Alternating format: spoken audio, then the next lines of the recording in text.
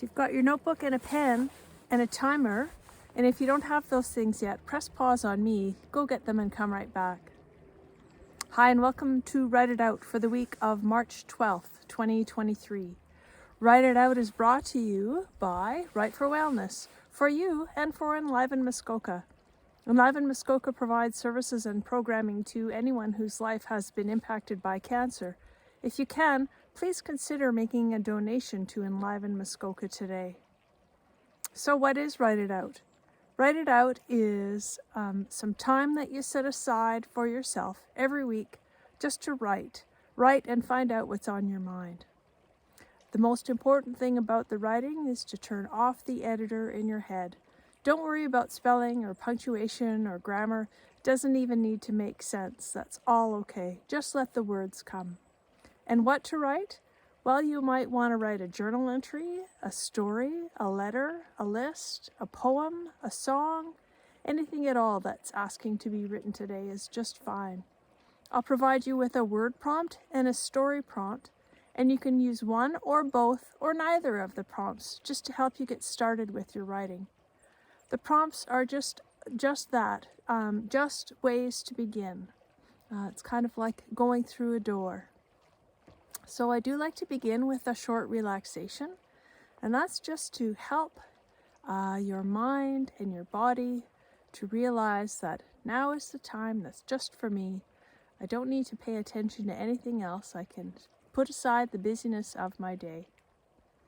So find a nice quiet place to sit, maybe with your feet flat on the ground or on the floor. And you can either close your eyes or just watch the screen. Take a nice deep breath.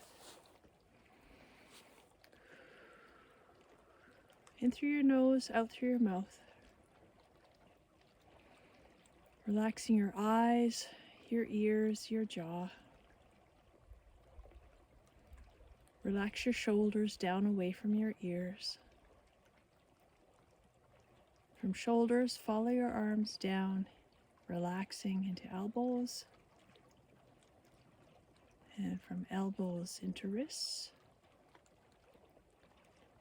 And wrists into hands.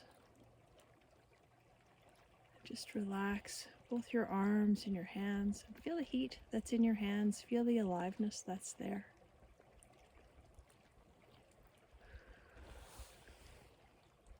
And again, from the base of your neck, follow your spine, relaxing.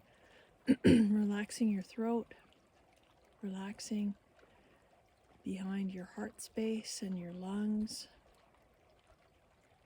Relax your belly. Relax right down into your sitting bones.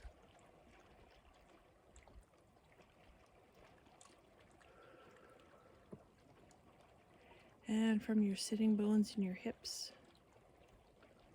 follow your legs across to knees, and knees down into ankles, and ankles into feet. And feel the ground or the floor beneath your feet. Feel supported, feel grounded there. And just relax. One more nice deep breath.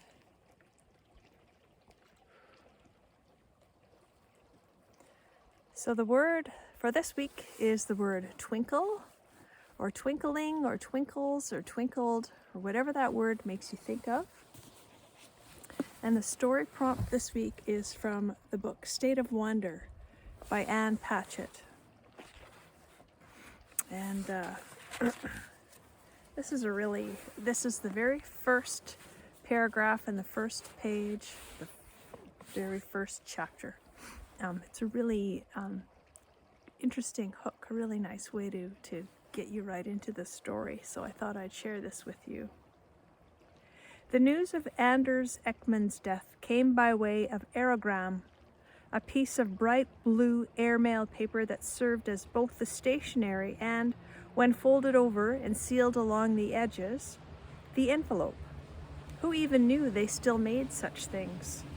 The single sheet had traveled from Brazil to Minnesota to mark the passing of a man, a breath of tissue so insubstantial that only the stamp seemed to anchor it to this world.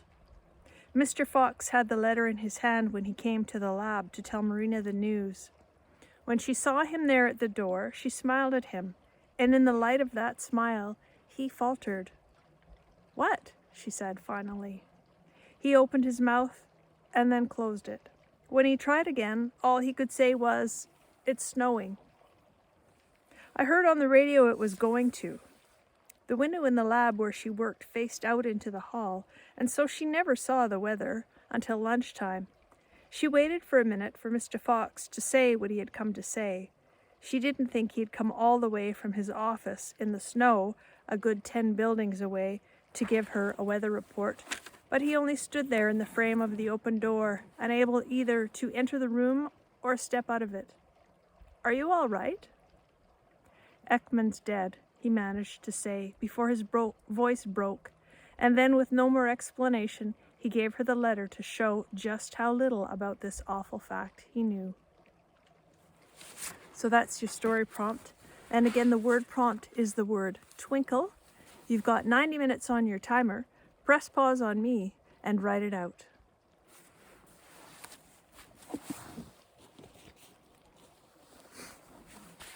And welcome back.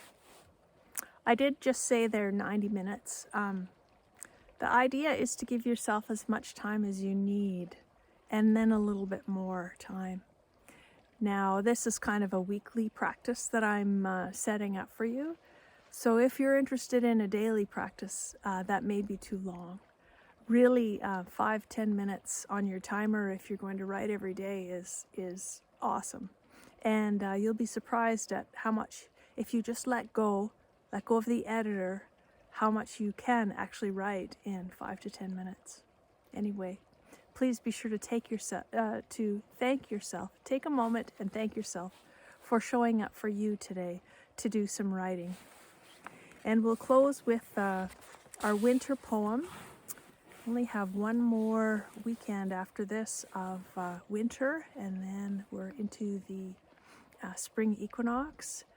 The days are getting a little bit warmer already. You can see the ice is receding here on the river, and the otters, I haven't seen the otters yet today, but I can see their tracks. They've been out.